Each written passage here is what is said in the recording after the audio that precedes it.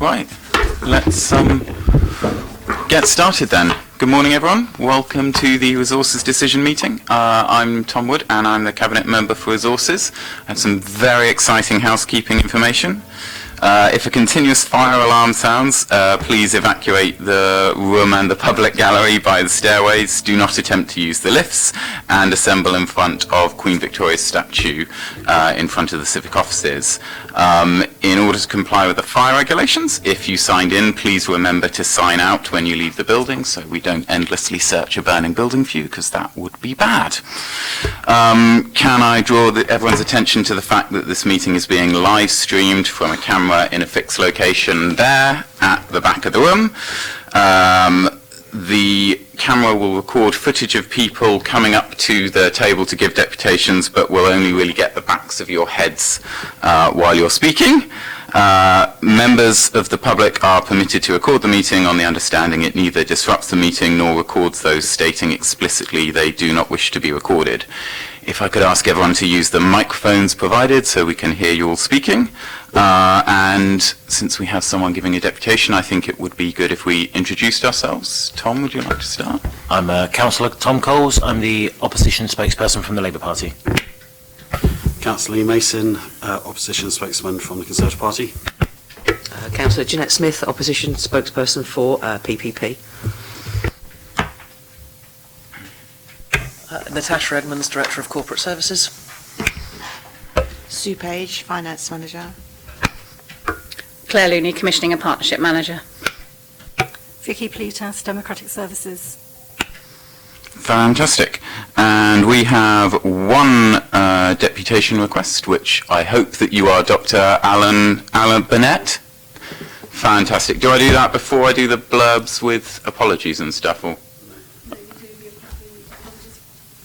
Apologies for absence and then declarations of interest, please, Chair. Cool. Let's do that then.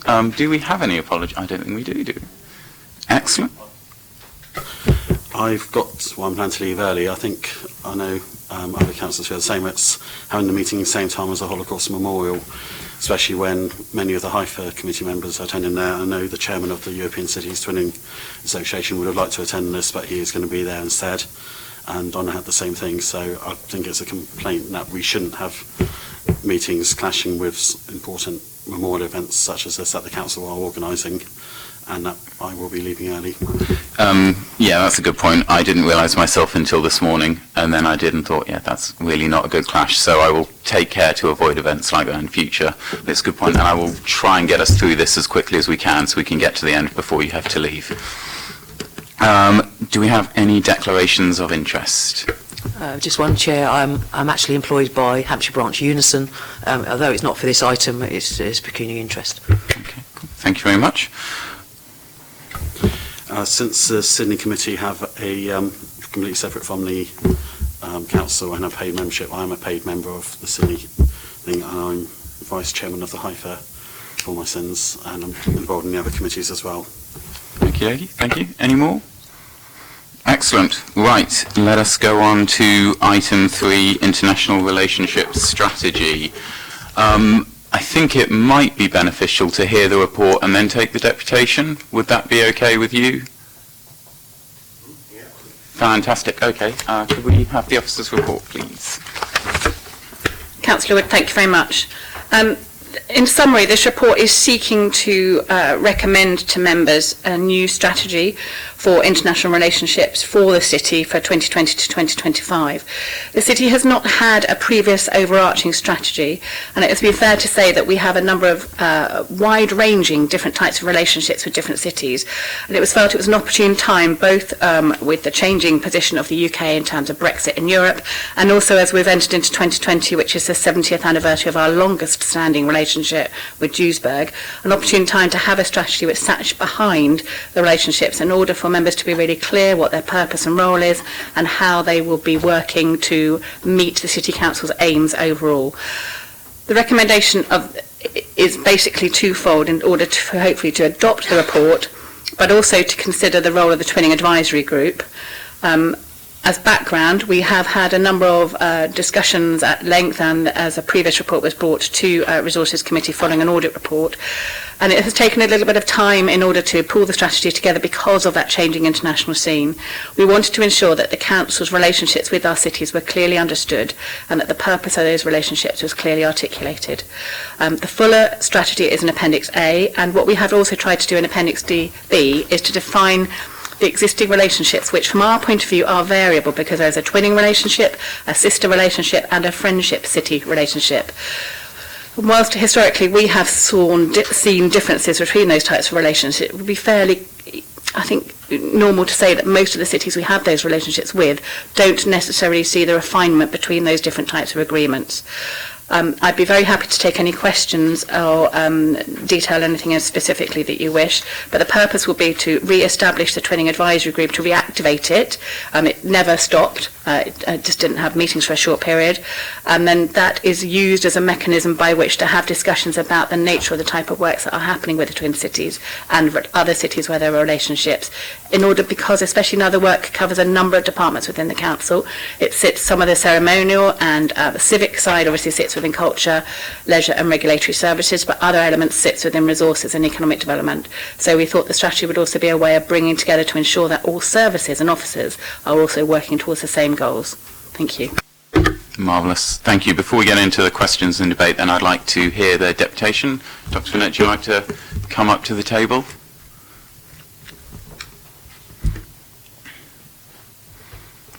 Fantastic. And you have 6 minutes, if that's okay. Okay, I won't take 6 minutes, but because you've got to leave early, I think. I thought I might be the only deputation, chair, members, because this isn't parking, this isn't pollution in the cities, the bread and butter issues that your constituents care very deeply about. But personally, I think this is an important issue. Portsmouth is a major city in the UK. It's, some would say, gateway to Europe, strong international links, started by a very far-sighted Royal Naval officer in 1950 with Duisburg. Anyway, I'm Alan Burnett. I'm here to speak for myself. I have been involved with some of the twinnings in the past, and it's been an honour to go to some of the cities and to foster links with our friends across the world. I'm also president of the Portsmouth Pensioners Association, as some of you may know, and I will refer to our links with in Ethiopia in a moment. I'd like to support the strategy because it is important. It's not a local domestic issue, but it's important because our economy in Portsmouth is intertwined with the global economy, and leaving the EU, in my opinion, does pose some challenges. I think it's very important for our ferry port, and not to say the university, and some of our major companies. I'm sure you know them as well as I do, Airbus being one, European satellite making. These are important parts of our economy, very high-skilled jobs, and anything we can do to help them, and I think fostering international relations is one way we can help. And I am pleased to see in the report, Chair, mention of peace and friendship, because I think at this time in our history of Europe and elsewhere, we need a bit of peace and friendship. So whatever else twinning and international relations does, I think it can help, particularly amongst young people, if I may say so, looking to the future. I'm sure the kids from Admiral Lord Nelson have really learned a lot visiting Mysuru. So our twin cities, Chair, Duisburg, I once ran the Ruhr-Rhine Marathon and upheld the traditions of sport in Portsmouth. Great city, very different from ours, but it's been a very fruitful link, and I hope it can continue, particularly this year, which is an anniversary year for that twinning. Caen, started by N. Gibson, then leader of the council, a very good move because of our links through the Brittany ferries and so forth. And Mysuru, an unlikely twinning, but I don't know, you ever heard the story of how it started? Very interesting. I haven't got time now, but it was one bloke came from Mysuru, came over to London. He was looking in an old second-hand bookshop. He saw P, Portsmouth. Ah, Portsmouth, Admiral Togo, Admiral Nelson. and he came down here, Mr. Akira, and he started it. It's quite by serendipity, if you like, but it has been successful for young people, I know. Anyway, can I just make 3 points, Chair, briefly? One is the university, fantastic foreign students, international students, and Goodland, the economy of Portsmouth, like it or not, is bound up with the university today, and international students are a very important part of their work. I don't see any mention of the Navy, however, Chair. I just wondered, has the Navy a role? I mean, I don't know what our aircraft carriers are going to do in the future, but they're probably going to pay some courtesy visits around the world, are they not? I don't know what else they're going to do, but anyway, they're going to be there and they're going to be going to parts of the world. I just wonder whether there's any opportunity for working with the Navy as well as the university. Secondly, organisations and the cultural links. I mentioned Portsmouth Pensioners. We are twinned with IPNA, which is the older people's organisation in Ethiopia, and we have a little clinic, and it's called a Pompey Clinic, and we help to fund it.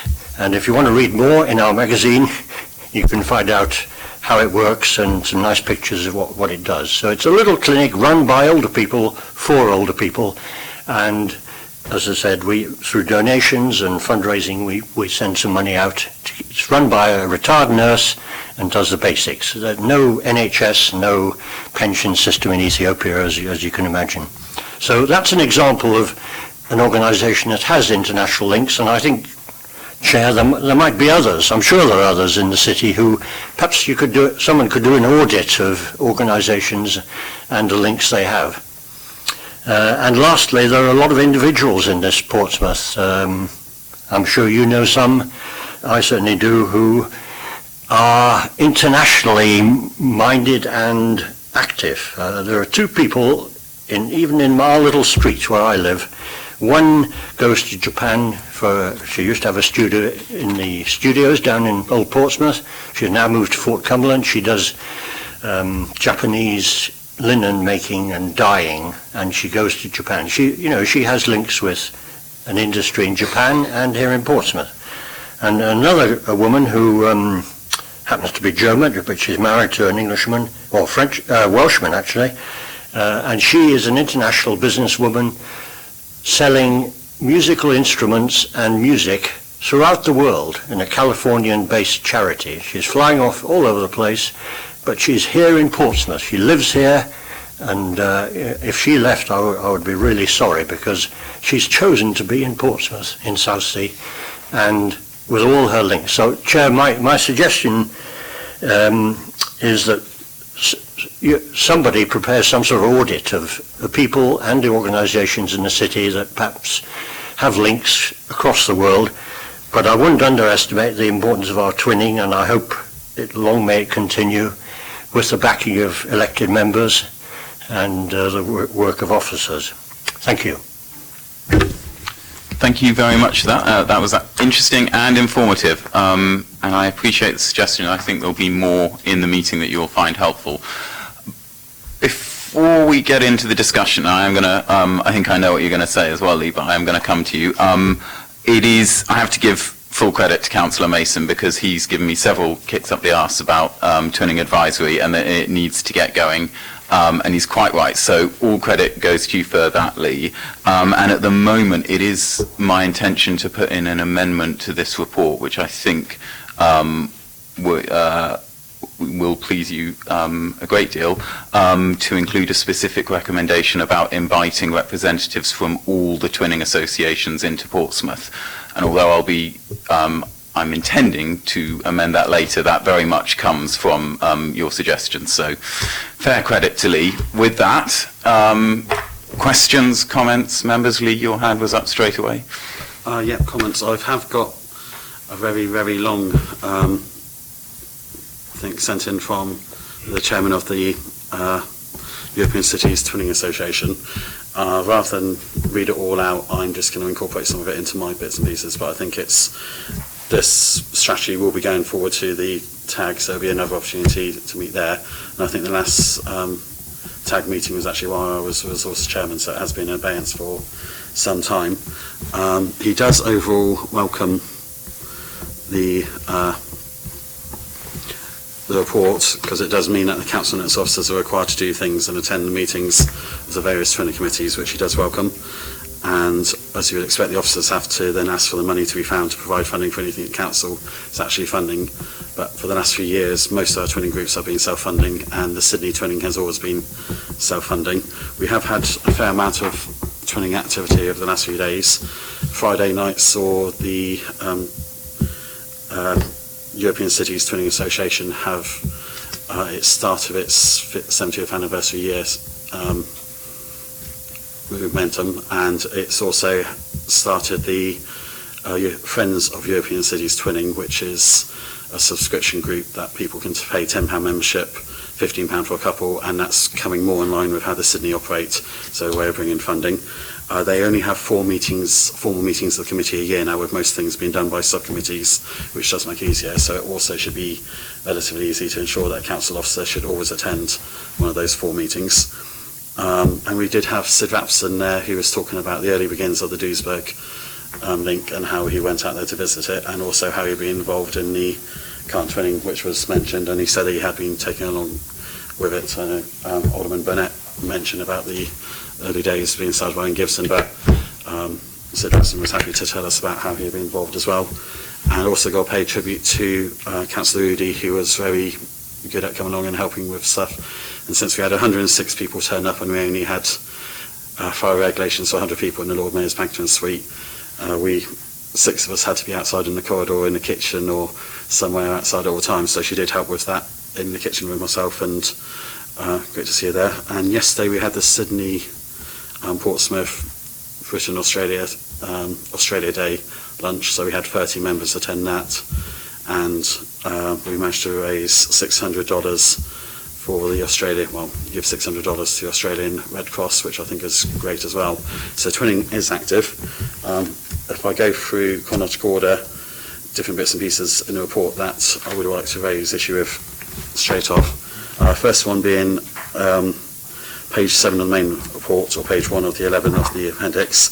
Got no mention of the Lakewood, Colorado link there at all. That isn't in abeyance. Last year when I was Lord Mayor, I had 2 members of their council staff come over and visit, and whilst I was Lord Mayor, and this year we had 40 members come across, stayed 2 nights, 3 days in Portsmouth, came to our fireworks. Councillor Ben Downing was very kind to host them at the fireworks. So, and they are planned to come either on a biannual or annual basis. So they really enjoyed their visit. For them, their twinning links come under their museums, libraries, parks, and culture. So they see it as very much a cultural thing for their old, and it was mostly the older persons, I got to admit, that came over. But the 40 of them really enjoyed it. We took them to the seafront. They've mostly been corresponding with Chairman of the European Cities Twinning Association, just because he's easiest to find online, and he's been sort of their main link for when they do come over. But they had a great time, so I don't think we can really say it's in abeyance later on, or that leaving it off the list there. Just trying to find where I've made notes. I was glad you mentioned about the history links of the Maizuru. There's a lot more in common than we think with Maizuru, and we have pictures downstairs of the crowd celebrating the Togo's heroes visiting Portsmouth in 1906 after their 1905 victory. The Portsmouth agreement was actually signed in Portsmouth, New Hampshire in America, so it wasn't signed here, but it does have a link in through one of our other twin cities, and Togo's connection is very big. And modern day, we do have links there with the Royal Navy as well. So when I had visits from Royal Navy ships, I went on board with visits from Japanese Imperial Navy ships, and went on board with our Royal Navy. There was letters being exchanged. The ship came over with letters from Japan, which I think was very nice. And I know in the past they've sent dolls over via the ships, and when I visited Maizuru, they were making a big point of it, and very pleased to be welcoming our first Sea Lord to be going over there. So I think it's a naval interest in that area at the moment, and the Japanese are one of our strategic partners, so there is a tie-in with the twinning, a way of linking through into Maizuru and Portsmouth, so it is active there. Zhangzing, the date saying we're going to be celebrating their 10th anniversary in 2024 in one part of the report, and another part of the report was saying it was established in 2018. I've brought along my copy of the 12th of May 2017. So it did go forward with it's Hugh Mason and Yahya Chowdhury were the opposite numbers, and we discussed them, and also had the help from the UK Trade, one of the government bodies, and Great British Trade, and also the British Embassy in China, and of course Albert Choi and the Chinese Embassy here setting that up. And so it's the second city in China, but it does link a lot better with us because it's the home of the Chinese South China Fleet. It's a major trading port, and it's a lot more akin to Portsmouth. So I think we have a very great representation of the two cities. That Zhuhai is a very large city, and importantly placed strategically between Macau and Hong Kong.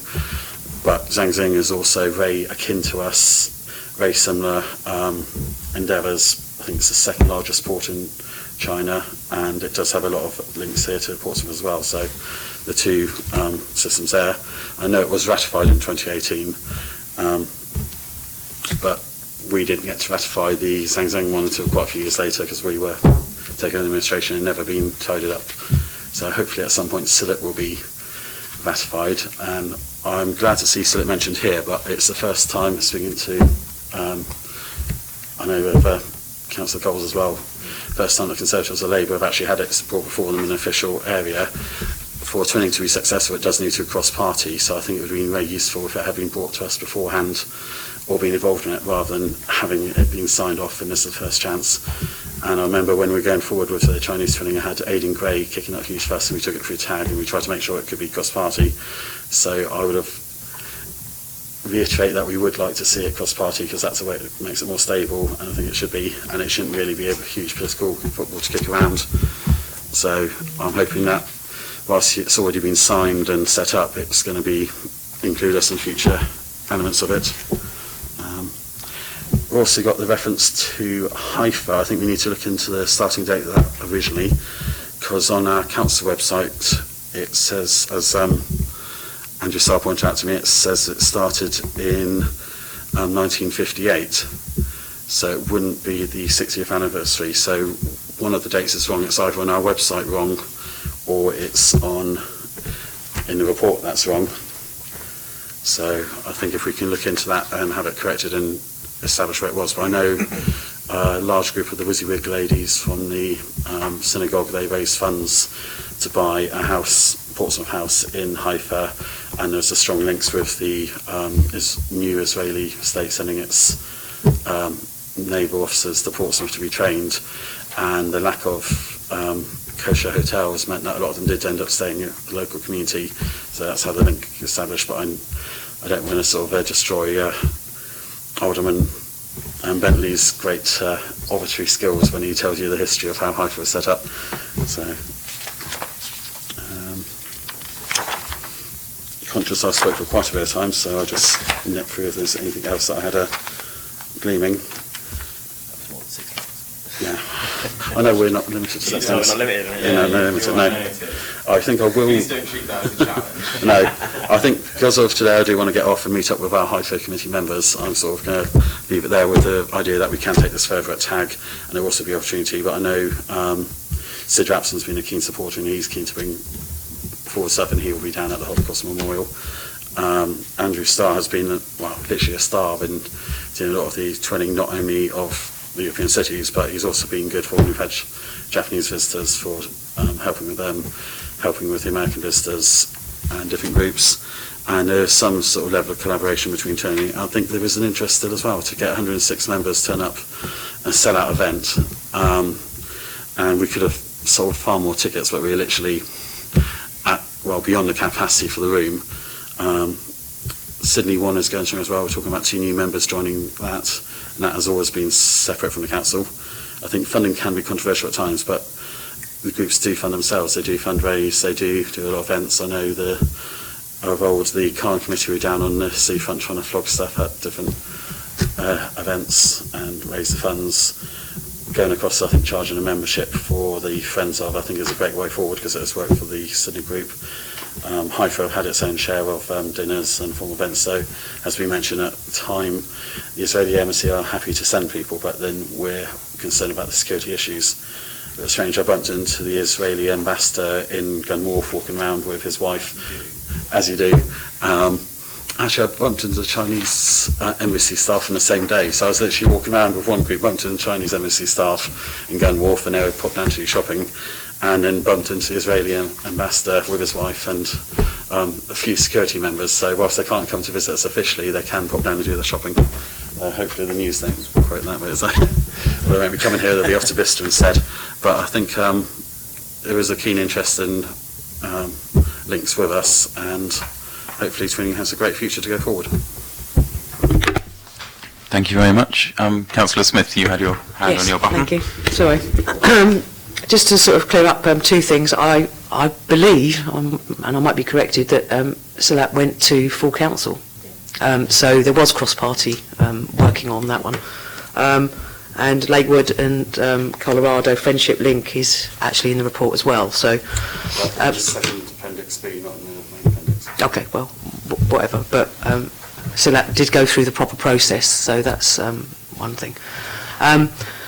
I fully endorse the report, and it's quite comprehensive, but I do have concerns. The first concern is about the integrated impact assessment, and although C3, the economy part of it, is ticked, C2, the employment and opportunities to develop a skilled workforce, bearing in mind what Dr. Burnett said about in his deputation, is not ticked. So I'm a little bit confused why those two things don't go hand in hand. The major problem I have is resourcing and funding, because what we're expecting is, and this is a big piece of work, and it should be, as Dr. Burnett said, top of the agenda, because it promotes the city and economic development and everything else. But we're asking two people to do it. And so what is the funding from the civic centre to be able to facilitate all these twinnings, friendships, and when I was portfolio holder, that was one of the big issues that I had. And nowhere in the report does it say that money is going to be put by. Now, when I raised this with the administration when I was in the cabinet, they said they fully support it and they would address that issue. But they have not addressed that issue because it's not in the report. So where is the funding going to come from to increase the level of staffing in the centre to accommodate all this that needs to be done through this strategy, which we've all agreed is important, but not important enough to put funding with?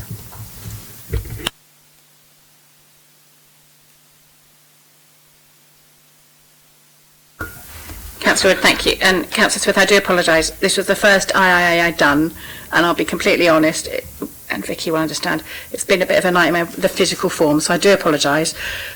Clearly, C2 should be a yes, and there should be a reference to how, for example, things like the Select Area 1, which is looking at specific economic development impact assessment, economic impact in terms of developing and supporting Portsmouth-based businesses, Select links, it is referenced properly. So that I will stand up and say I do apologise, that's completely my error.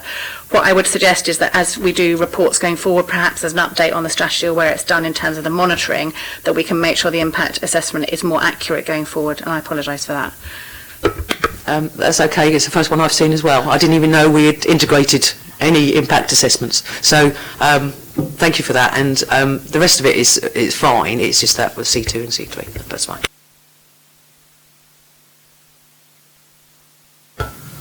Hello. Thanks. Most of what I was going to say has been covered. It's just with the sister cities, it seems, with the exception of Haifa and Sydney and the European ones, very concentrated in North America and East Asia. I was wondering if there was any scope to look at other places where we have maybe community group, ethnic groups in the city, where we could look at maybe links. Say with there's quite a few Nigerians in the city. We could look at maybe somewhere there. There's quite a few Kurdish people. Maybe we could look at somewhere like Erbil. Just wanted to mention that. I'm happy to take that. I think that's a really good point. I think one of the good things about strategy is then allowing us to sort of look at this a bit more whole and where are we missing out. I think twinning, certainly in the past, has very much been driven on when there's been conscientious citizens that are willing to take forward the energy of driving it forward themselves, and that's where it's come from, rather than looking at where would be good to include.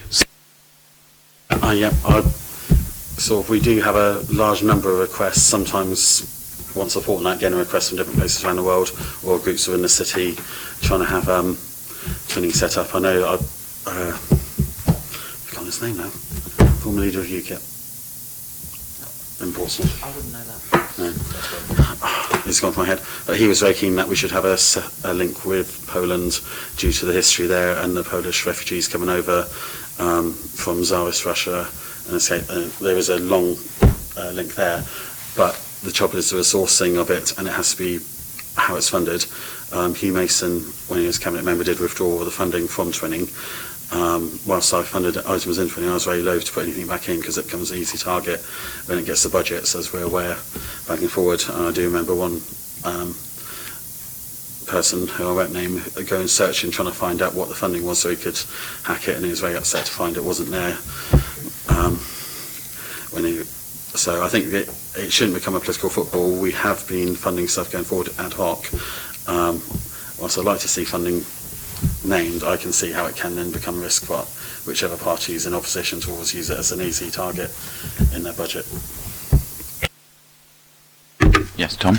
Sorry, I meant to mention about Lakewood, Colorado as well, because obviously in the Appendix B it does say that we believe it's fallen into abeyance, but I did check their city's website, and we are listed as a sister city on there still, and they've named a playground in their city after us, so it's in their minds, I think it's still something that's going on. And as Councillor Mason mentioned, we had the visit, was it last year?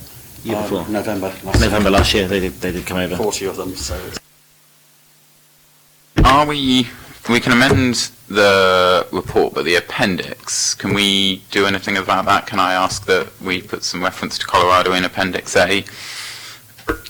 More than happy to, if you like, keep Appendix A as, Appendix B, if you like, which is the list about Portsmouth Twinning City and Friendship Relations. It's an ongoing briefing paper, and we can make updates and changes in there to make sure it's accurate.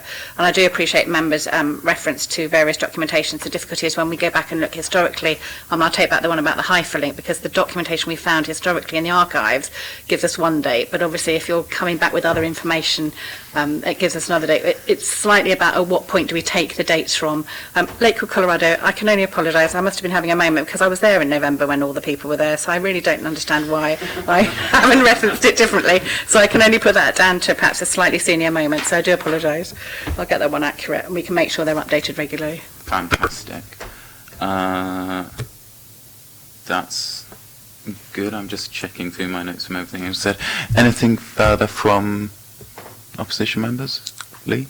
I think just with the dates it can be quite difficult, because there's the date as in when the MOU is signed, like the date is 2017 with China, and then we tend to have a date where it's gone through TAG and a date when it goes in for ratification by full council.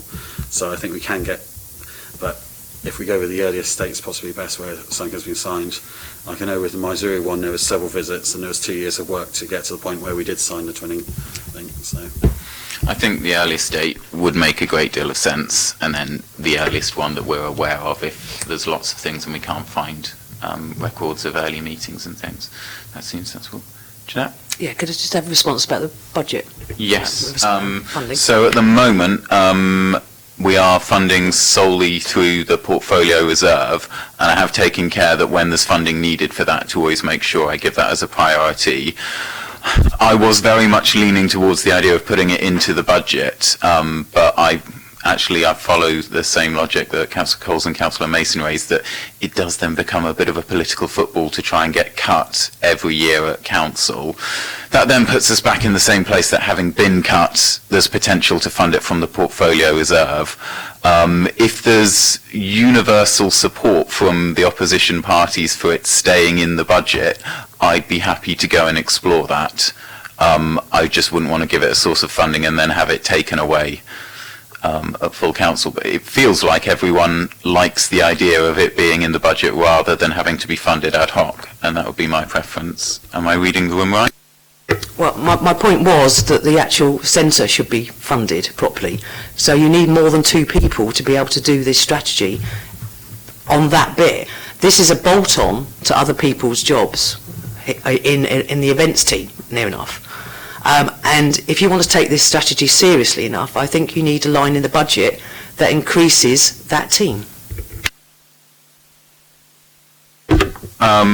My view is this is more about a way that we do stuff rather than what we do, but I take the point that anything that comes with requests for how to do something can need to act as a resource, so I will look at that and I'll talk to my colleagues with the budget coming up.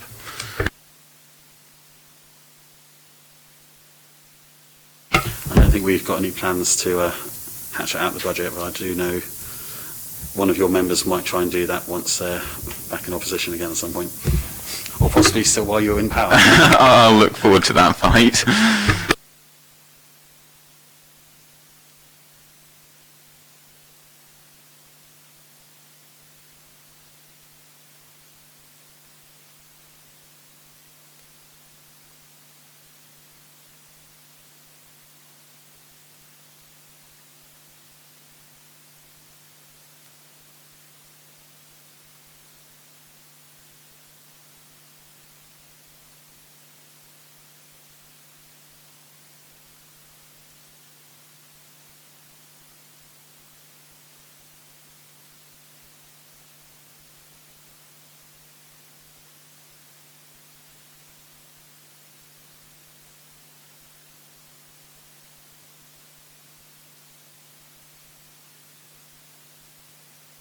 My mic's not on. When I looked at the report going to Cabinet on Friday, we have a proposal about twinning with the Falkland Islands. And that did get me thinking that the one thing this strategy is lacking, and come back on this if you've got any views on it, is that it doesn't, as was mentioned, it's very focused on the economic benefits, which is important and that's good, but it doesn't actually have any provision for simply somewhere where we have a really strong historical link to that place.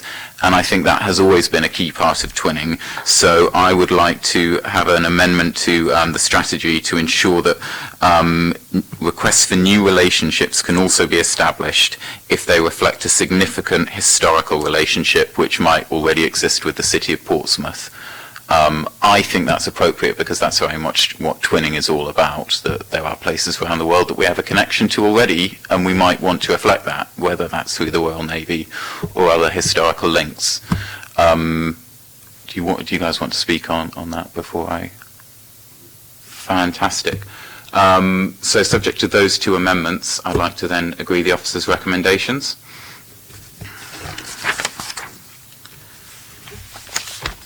And I believe that takes us to the end. That's all we have. Marvellous. Thank you everyone for coming, and we'll see you all next time.